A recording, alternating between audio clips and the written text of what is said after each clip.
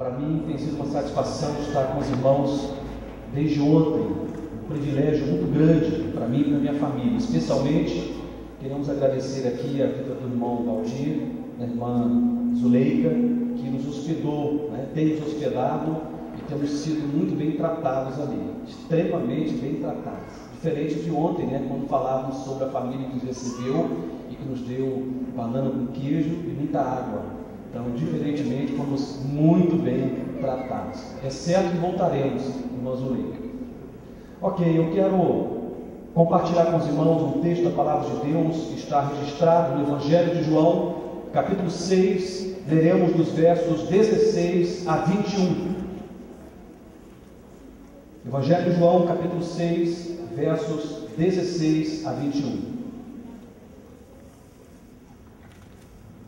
Estarei lendo, os irmãos, acompanhem aí a leitura. Diz assim a palavra de Deus. Ao cair da tarde, seus discípulos dirigiram-se ao mar. Entraram no barco e iniciaram a travessia em direção a Cafarnaum. Havia escurecido e Jesus ainda não fora encontrados, e o mar estava agitado por um forte vento.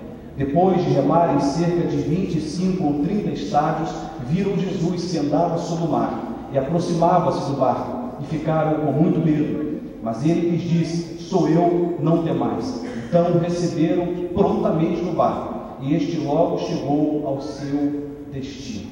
Vamos orar mais uma vez? Pai, nós queremos te agradecer.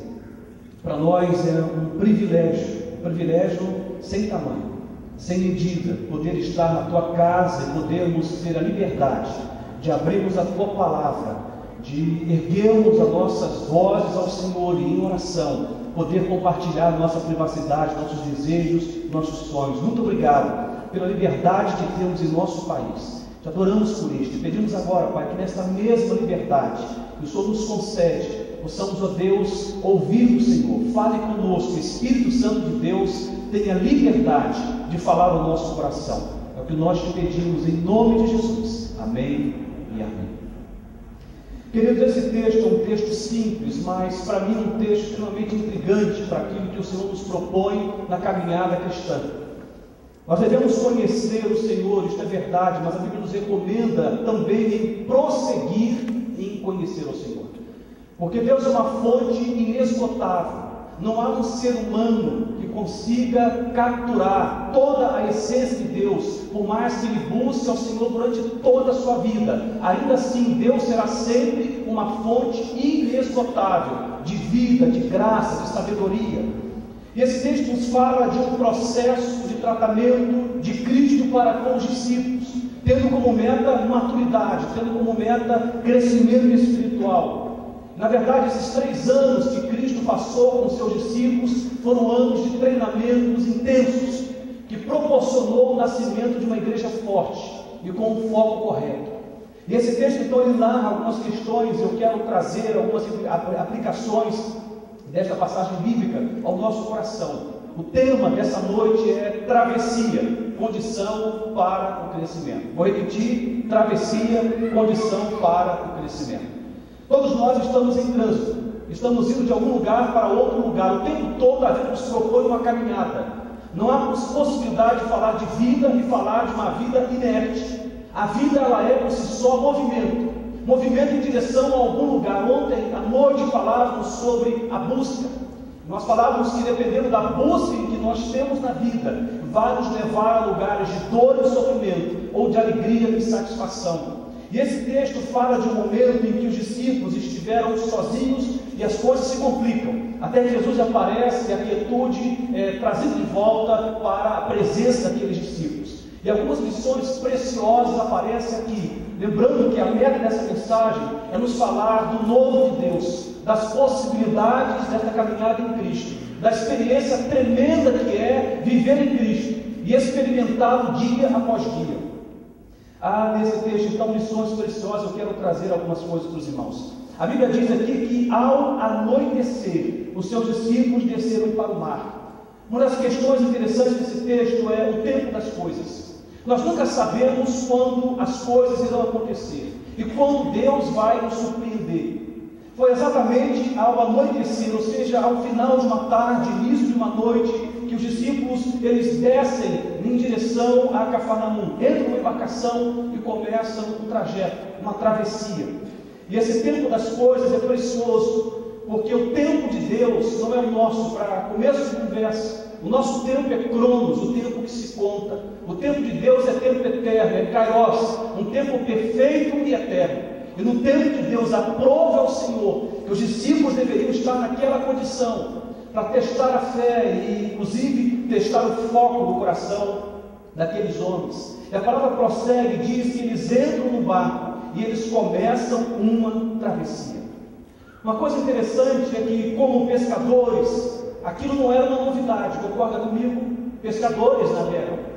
Tratava-se, na verdade, de uma coisa comum, mas eu gosto muito de pensar na palavra de Heráclito, quando ele diz que o homem que volta a um rio, nem o rio é o mesmo, nem o homem é o mesmo. O rio já passou e a pessoa já mudou. E por mais que você esteja com uma experiência, que você julgue já conhecida por você, é sempre algo novo. E principalmente quando se fala de homens e mulheres de Deus. A Bíblia diz que o vento sopra, não sabemos de onde vem, nem para onde vai. Assim são aqueles que são guiados pelo Espírito de Deus. No Velho Testamento a Bíblia diz que Deus iria nos propor um trilho novo. O Novo Testamento está cheio de textos que fala que viver em Cristo é viver em novidade de vida. Por mais que esses discípulos conhecessem alguns trajetos de navegação, possivelmente este é um trajeto conhecido por eles, eu penso que Heráclito acerta de cheio quando fala dessa experiência. Tudo é muito novo. Eu conheço, eu sei o que é isso. Nunca sabemos, irmãos.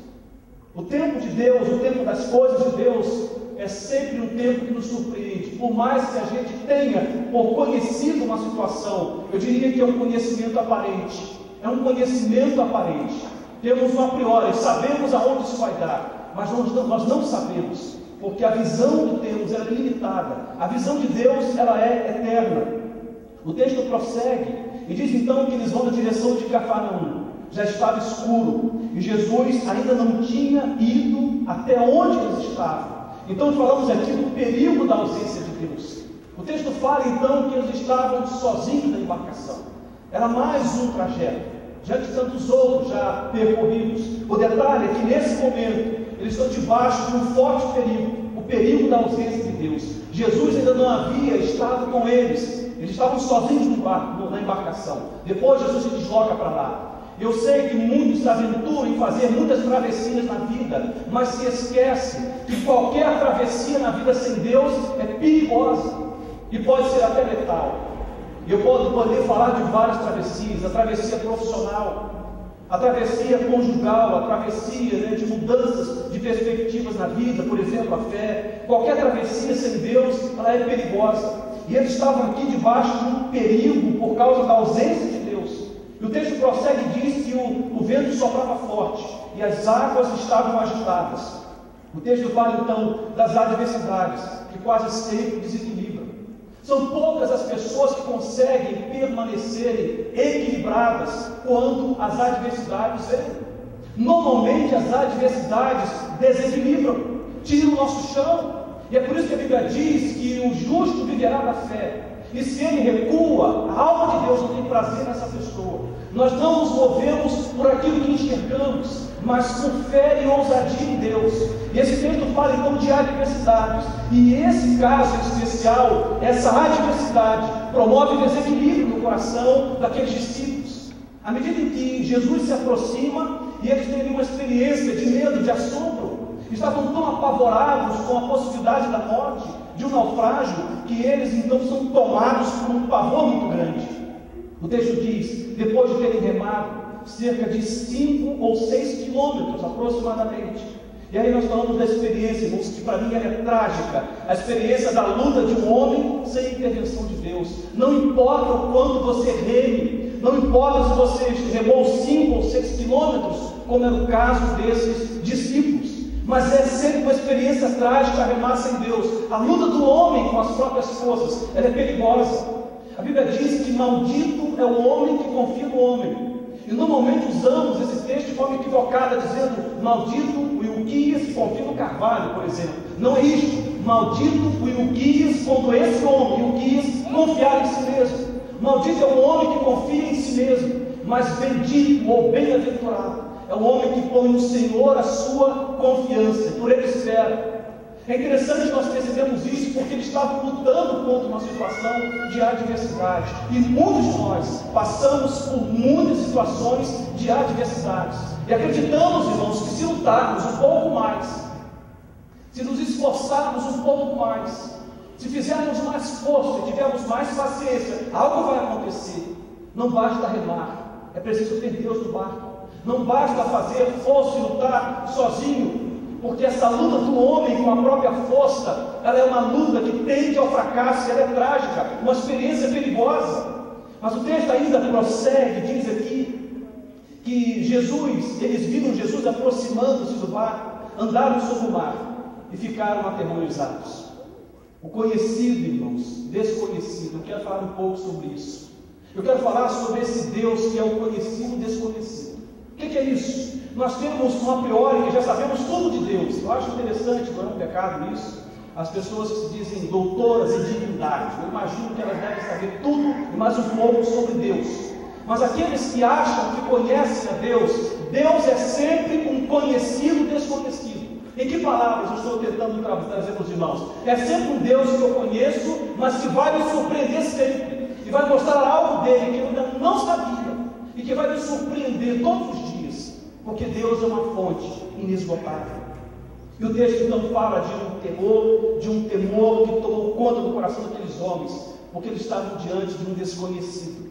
Eles conheciam a Cristo, mas aquele Cristo que era capaz de ter poder contra todas as tempestades da vida, e essa é uma delas, eles não conheciam. Eles achavam, outro texto fala, que eles atribuíram tratar-se de um fantasma. O texto prossegue e diz ainda para nós, mas ele lhes disse, sou eu, não tenham medo. A voz que aquieta a alma, que silencia o desespero, é a voz de Deus. Eu acho que nós temos ouvido vozes demais. Se há uma geração que aprendeu a ouvir muito, essa é a geração que nós fazemos parte dela. Até porque nós fomos invadidos, não só pela internet, mas por toda a mídia, em todas as suas dimensões, por muitas vozes. É gente demais falando. E ouvimos tantas vozes que esquecemos de ouvir a voz do Mestre, que diz, sou eu, não tenham medo. E ouvimos a voz do médico, do psicólogo, do psiquiatra, ouvimos a voz do advogado, ouvimos a voz do professor, do vizinho, da amiga de colégio, de um parente, da sogra, do cunhado, mas não ouvimos a voz de Deus. E ele diz, sou eu, não tenho medo. O texto prossegue e termina assim. Então se animaram a recebê-lo no barco e logo chegaram à praia. No livro de Jó, capítulo 42, verso 2, a Bíblia diz que os projetos da vida, irmãos, que nascem em Deus não podem ser frustrados. Diz assim, sei que podes fazer todas as coisas e nenhum dos teus planos podem ser frustrados, ou pode ser frustrado. Os projetos da vida, na regência de Deus, não se frustram. Os projetos que fracassam são projetos nossos, projetos que são gerados em torno de nós mesmos, mas projetos que são gerados em torno de Deus, eles prosperam. Bom, tendo entendido o texto, quero então compartilhar algumas verdades com os irmãos a partir do tema que eu propus: travessia, condição para o crescimento. Tem um texto de Marina Colaçan, creio que muito conhecido de muitos, que fala assim, eu sei, mas não devia. Eu vou ler um pedaço desse texto. Ela fala do comodismo, do perigo de você ficar estagnado na vida e não se propor a fazer travessias. Falamos sobre os cuidados para essas travessias, mas eu quero falar do desafio em Deus, de avançarmos na vida sobre todos os aspectos. Ela diz assim, eu sei que a gente se acostuma, mas não devia. A gente se acostuma a morar em apartamentos de fundos e a não ter outra vista que não as janelas ao redor. E porque não tem vista, logo se acostuma a não olhar para fora. E porque não olha para fora, logo se acostuma a não abrir de todo as cortinas. E porque não abre as cortinas, logo se acostuma a acender mais cedo a luz, e à medida que se acostuma, esquece o sol, esquece o ar, esquece a amplidão. A gente se acostuma a acordar de manhã, sobressaltado porque a hora já é avançada, a tomar café correndo porque estamos atrasados, a ler jornal no ônibus porque não podemos perder o tempo da viagem, a comer sanduíche porque não dá tempo de almoçar, a sair do trabalho porque já é noite, a cochilar no ônibus porque estamos cansados, deitar cedo e dormir pesado sem ter vivido o dia. A gente se acostuma a pagar por tudo o que deseja e o que necessita. A gente se acostuma a não ouvir passarinho, a não ter galo de madrugada, a temer a hidrofobia dos cães, a não colher fruta no pé, a não ter sequer uma planta. A gente se acostuma, mas não devia. A gente se acostuma a coisas demais, e ela diz então, para não sofrer. A gente se acostuma a coisas demais para não sofrer. A gente se acostuma para poupar a vida, que aos poucos se gasta e se desgasta. e se desgasta tanto de acostumar, que se perde em si mesmo. Nós nos acostumamos com muitas coisas, irmãos. Aliás, os seres humanos são seres em condição de adaptação como nenhum outro ser vivo. Nós nos adaptamos até às tragédias humanas. Olhe para as nações que foram de alguma forma destruídas por alguma catástrofe natural, e você vai perceber a capacidade humana de adaptação até ao caos. Mas nós não podemos nos acostumar com qualquer coisa. Existem questões em que nós podemos nos acostumar, porque é sinônimo de vida, de satisfação. Mas existem outras questões que nós acumulamos na vida e não fazemos as travessias, permanecemos onde estamos, e essa manutenção ela é perigosa, porque muitas vezes nos acostumamos com uma vida de infelicidade, uma vida de vazio existencial, uma vida de sequidão, uma vida de ausência de alegria. Não podemos nos acostumar. A colação vai dizer que a gente só se acostuma demais porque nós não queremos sofrer. E todo momento em que Deus nos propõe algum trajeto de mudança, toda e qualquer mudança, irmãos, vem junto com desconforto. Toda e qualquer mudança é acompanhada de desconforto e às vezes de dor. Mas nós precisamos crescer. E pessoas que querem crescer precisam se propor a fazer algumas travessias. Eu trago para vocês rapidamente um texto do poeta Fernando Pessoa que diz assim: há um tempo em que é preciso abandonar as roupas usadas que já têm a forma de nosso corpo e esquecer os nossos caminhos que nos levam sempre aos mesmos lugares e o tempo da travessia. E se não ousarmos fazê-la, teremos ficado para sempre à margem de nós mesmos. O que o Senhor nos propõe, irmãos, é vez ou outra tirarmos algumas roupas usadas que já acostumamos com elas e nos propor algo novo de Deus. Eu acho perigoso isto. Eu tenho uma calça lá em casa que ela já está inteirando 6 anos, eu não desfaço dela. Ela veste como nenhuma outra calça. Eu me acostumei com essa calça, eu não estou disposto a tirá-la, do armário. Vez ou outra eu até ensaio, mas está lá eu de novo vestindo a mesma calça, porque já me acostumei com ela. E assim a gente faz com o sapato, velho, porque ele já acostumou ao nosso pé. E a gente vai se acostumando a um monte de coisa. Mas a Bíblia diz em Romanos, e o apóstolo Paulo que declara: porque Cristo ressuscitou, podemos ter nele uma vida de novidade, viver o novo de Deus. Não precisamos repetir histórias, temos sempre uma novidade da parte de Deus. Eu queria te perguntar hoje: quais são as roupas velhas que você continua usando na sua vida? Quais são os caminhos que vocês têm percorrido, que os têm levado aos mesmos lugares?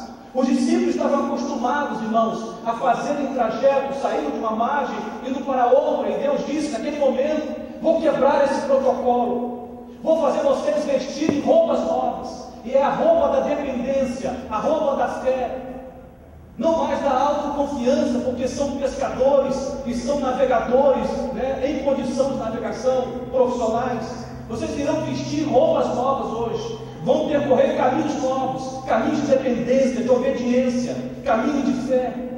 E a palavra então nos mostra o tempo todo, irmãos, que nós precisamos, vez ou outra, reconsiderar a nossa caminhada, porque vez ou outra nós paramos sempre nos mesmos lugares. Eu tenho o maior medo de ponto de virada de ano, porque a gente faz promessas para Deus, firmamos pactos com Deus, alianças com Deus, para uma tal vida que supostamente iremos viver naquele ano, e de repente estamos percebendo que depois de janeiro, fevereiro, a gente percebe que vamos lá no guarda-roupas, pegamos as mesmas roupas velhas, pegamos os mesmos caminhos que nos levam aos mesmos lugares, porque nós estamos acostumados com algumas coisas, inclusive com alguns pecados, e não queremos deixá-los porque são confortáveis de alguma forma. Eu creio que a gente às vezes tem esse entendimento equivocado de que torcer pelo empate é uma boa coisa. Foi uma época que eu, flamenguista, torcia pelo empate. Eu gosto lá do Flamengo porque sou flamenguista. Aliás, foi uma pesquisa de campo, pastor. Quantos flamenguistas temos aqui? Vê se tem gente bonita, inteligente. Olha, é quase a unanimidade da igreja. Não filma não, deixa só aqui. Ok? Então, nós começamos a perceber, irmãos, que vez ou outra torcemos pelo empate. Mas a Bíblia diz que Deus não torce pelo empate quando o assunto é a nossa vida. Ele quer que nós avancemos. avancemos no nosso casamento, avancemos na nossa família, nos nossos negócios. Não há uma apologia à desgraça e à miséria, pelo menos vindo da parte de Deus. Deus é um Deus que nos deseja ver, nos ver prosperando, e a ideia de prosperar é andar para frente na regência de Deus. Não falo na visão capitalista, mas no sentido amplo da palavra. Tem uma frase de Virginia Woolf que ela diz o seguinte: você não encontra paz e a felicidade evitando a vida. Se você se acostuma demais, você começa a evitar a vida, e você não vai chegar nem à paz, nem à felicidade evitando a vida. E aí Deus, na hora dele, no tempo dele, nesse caso, ao anoitecer, nos coloca em situações que vão nos desequilibrar e nos fazer vestir roupas novas, pegar novos caminhos, para que a gente viva em novidade de vida. Repito a pergunta: quais são as roupas velhas que vocês têm usado? Quais são os caminhos que vocês têm percorrido, que os têm levado aos mesmos lugares, todos os meses do ano, toda a vida, por muito tempo? Um filósofo cristão existencialista, que é o Soren Kierkegaard, ele diz o seguinte, que às vezes precisamos ousar. Aliás, ousadia é uma palavra-chave, na filosofia, de Kierkegaard. Ele diz o seguinte: ousar é perder o equilíbrio por um momento, mas não ousar é perder-se. Se você ousa arriscar uma direção de crescimento, de maturidade, e você se propõe a avançar, isso faz com que você perca momentaneamente o equilíbrio. Mas se você não ousa avançar, Soren vai dizer que você se perdeu. Você se perdeu, você perdeu o tempo de Deus para você, você perdeu oportunidades, você perdeu o privilégio de avançar e de ser feliz plenamente. A Bíblia diz que o Senhor tem para nós vida em abundância. Então é preciso ousar no Senhor, não uma ousadia que nos leva a remarmos 5 ou 6 quilômetros sem Deus. Não é isso, mas uma ousadia que nos leva a fazer travessias na vida, remando com Deus, na presença dEle, com o poder dEle. E Soren ainda vai dizer que a vida só se compreende mediante o retorno ao passado, mas só se vive quando se olha para frente. Você pode até olhar para o passado para entender a vida, isso é ótimo. Isso é ótimo. Quando eu faço análise funcional com alguns pacientes na clínica, no meu estágio, uma das coisas que a gente faz é uma volta ao passado, a gente entende muito melhor a vida daquela pessoa e o modo de funcionamento dela. Mas é interessante quando vamos propor algo que vai fazer avançar e crescer, eu tenho que me desprender desse passado e focar em algo para adiante. E Deus tem algo para frente. E Soren Kierkegaard vai dizer que você só pode olhar para o passado para compreender a vida, mas se vive para frente. E aí então, nesse momento, o texto nos apresenta essa cena de um mar agitado, de um forte vento, e eles remando, mas o para frente tem que incluir Deus. Esse para frente tem que incluir a presença de Deus, e Deus nos deseja apresentar uma vida de novidade. Irmãos, eu tenho 22 anos de caminhada cristã, e vez ou outra, por inocência minha, e até por ignorância, acreditava saber muita coisa sobre Deus, e sobre algumas questões específicas no campo ministerial. E Deus me pega de jeito e diz: vou te ensinar a vestir roupas novas e a percorrer novos caminhos, e vou te ensinar quem é Deus aqui.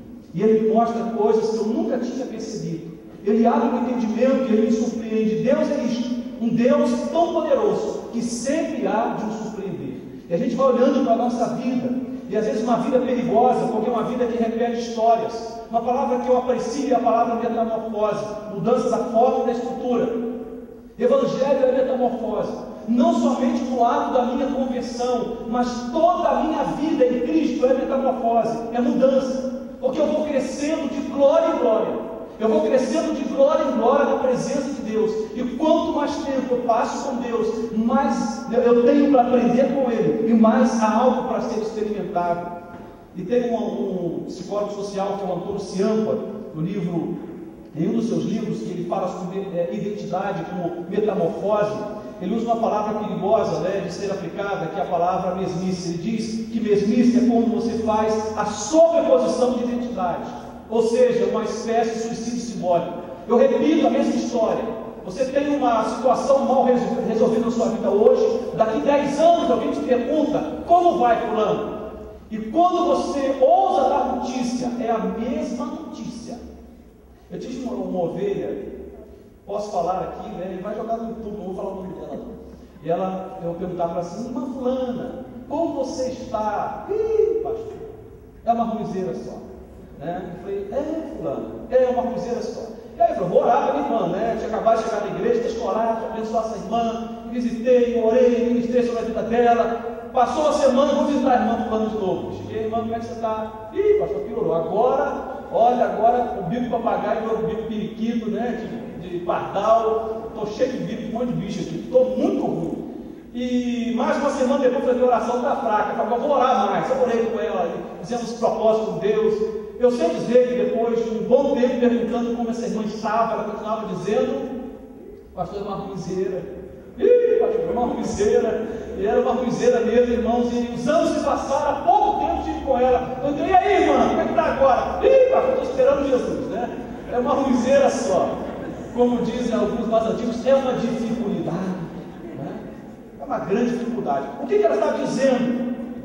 Eu estou me suicidando, eu estou me matando aos poucos, simbolicamente, porque eu repito uma história, não avanço para lado nenhum. Eu tenho um casamento de um jeito X ou Y, ele não vai para lugar nenhum. Eu tenho uma relação tumultuada com os filhos, e isso não avança. Eu tenho uma situação mal resolvida no campo profissional, eu não vou para lugar algum.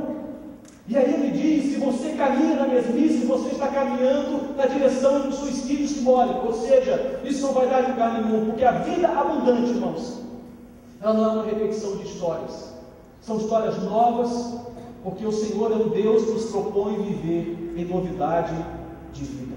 Romanos 6,4, eu termino com esse texto. A Bíblia diz, de sorte que fomos sepultados com Ele pelo batismo na morte, para que, como Cristo foi ressuscitado dentre os mortos, pela glória do Pai, assim andemos nós também em novidade de vida.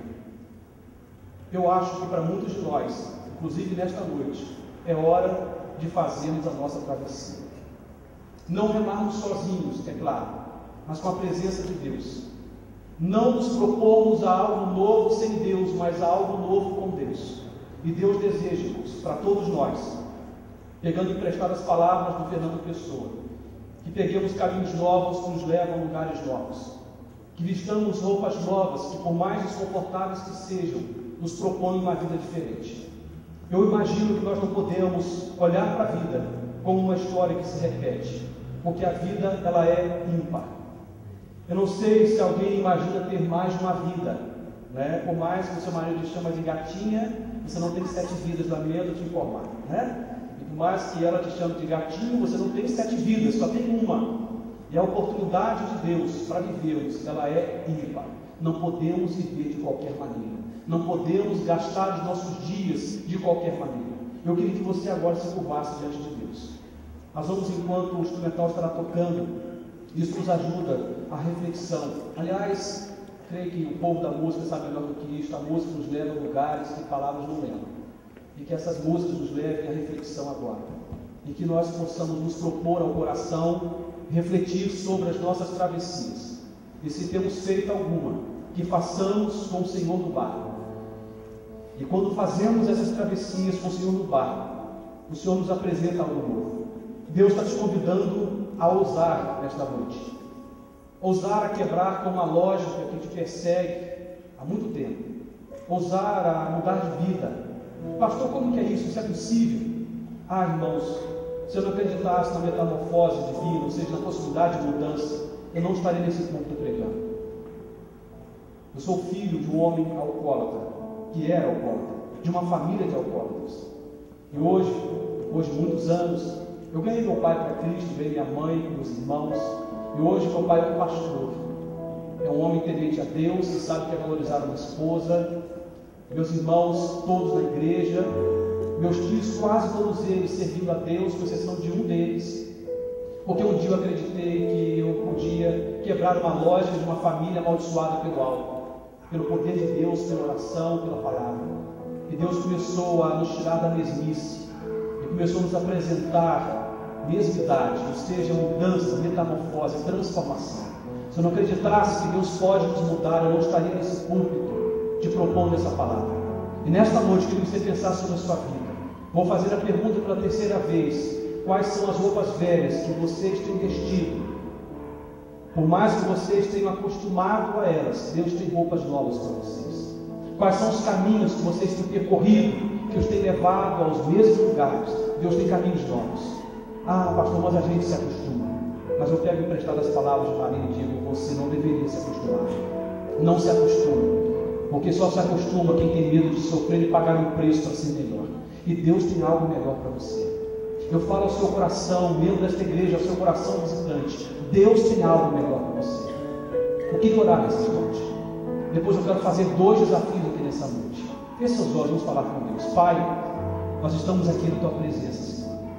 Nós te adoramos, Deus, porque quando olhamos para o Calvário vazio, olhamos para o poder da ressurreição, olhamos para a possibilidade de experimentarmos algo novo na vida, podemos sim, Deus, entrar num processo de transformação, de metamorfose divina. O Senhor é um Deus que deseja nos transformar de glória em glória. Eu quero te adorar porque estamos diante da Tua palavra e diante da Tua presença poderosa. E eu sei que Tu podes, e mais do que poder, o Senhor deseja. Tua palavra manifesta isso. O Senhor deseja nos surpreender com salvação, com libertação, com transformação de vida. Eu não sei como está o coração de cada um nesta noite, mas eu suplico ao Senhor: Espírito Santo de Deus, haja com poder e glória, e nos tire dessa mesmice, e nos faça avançar, nos faça, ó Deus, fazer a nossa travessia pela fé, na ousadia do Espírito, na Tua presença, mas chegarmos do outro lado, tendo crescido e experimentado algo novo do Senhor. Queria pedir que toda a igreja, mantivéssemos os olhos fechados, mas o coração aberto para Deus, em profunda devoção. Eu quero fazer alguns desafios. Eu disse 2, eu vou fazer 3 desafios nessa noite. Meu primeiro desafio para você, meu amigo, você que foi convidado por alguém e entrou nesse tempo, você que participou dessa celebração, ouviu essa palavra, mas ainda não firmou uma aliança pública ao lado de Jesus, ainda não firmou uma aliança reconhecendo-o como Senhor e Salvador da sua vida. Você quer algo novo? Remar sozinho é bobagem. Remar sozinho é experiência trágica. Mas quando remamos na direção de Deus, a vida nos apresenta algo diferente, e a vitória de Deus nos alcança. E se há alguém que nesta noite, que ainda não teve uma experiência com Jesus, ainda não o confessou como Senhor e Salvador, ainda não o reconheceu publicamente como Senhor e Salvador, eu queria te conhecer. Você que quer mudar de vida, você que quer ser transformado, eu quero te dizer que somente com Cristo isso é possível. Alguém que nesta noite, que deseja se entregar a Jesus e experimentar um tempo novo na vida, se alguém aonde você estiver, levante sua mão, eu quero orar por você ao final. Alguém que deseja isso, Deus te abençoe, pode abaixar a mão. Alguém mais deseja se render a Jesus nesta noite? Se há alguém nessa situação, fala isso para Deus, que a partir desse manifesto seu, o levantar das mãos será um manifesto da sua parte, que você estará dizendo: eu quero mudar de vida. Eu quero mudar de vida, começando recebendo Jesus como Senhor da minha história. Ele vai reescrever as páginas da minha vida. Eu quero viver em novidade de vida. Alguém mais que deseja receber a Cristo como seu Senhor e Salvador? Se alguém, levante sua mão, aonde você estiver, queremos orar por você. Eu não vou insistir, Deus abençoe lá atrás. Eu não vou insistir, queridos. Eu nem chamo isso de apelo, Deus te abençoe aqui. Eu chamo de desafio, apelo, da ideia de que há uma oferta barata e que nós temos que ir na pechincha optar por ela. Estou te falando de um Deus que muda pessoas, de Deus que transforma homens alcoólatras em tementes a Deus, em homens agressivos à família, em homens apaixonados por família, em homens desonestos, em homens honestos. Deus te propõe uma mudança, mas comece com Ele. Alguém mais que deseja receber a Cristo como seu Senhor e Salvador? Se alguém ainda, levante sua mão, queremos orar por você. Eu quero fazer aqui meu segundo desafio. É para você, meu querido, que está afastado dos caminhos do Senhor, você que se permitiu esfriar-se da fé, você que se permitiu caminhar para longe de Deus e da casa do Pai, e Deus está dizendo: eu te quero de volta. Você está no caminho, nesse mesmo caminho há tanto tempo. Deus está dizendo: troca de roupas, altere o caminho, percorra outro caminho, e esse caminho seja na minha direção. E Deus te propõe um retorno nessa noite. Alguém nessa noite que deseja reconciliar-se com o Senhor, Você que já teve uma aliança firmada com o Senhor, se afastou, se esfriou, mas deseja uma reconciliação nessa noite. Se há alguém, eu quero orar por você também, levante sua mão, aonde você estiver, Deus abençoe lá atrás. Alguém mais deseja reconciliar-se com o Senhor? Deus abençoe, pode abaixar a mão. Alguém mais deseja isso? Queremos orar pela vida de vocês. O pior lugar para estarmos, irmãos, é na ausência de Deus. É perigoso navegar sem Deus. E Deus te quer de volta. Você é filho dele, lavado e remido pelo sangue dele. O preço pago de você foi alto demais. Ele diz: volta para casa. Alguém nessa noite deseja ainda reconciliar-se com o Pai? Levante sua mão. Deus abençoe. Deus vai mudar a sua história. E não é promessa barata e vazia, porque o nosso Deus é Deus de transformação. E Ele pode, Ele vai fazer.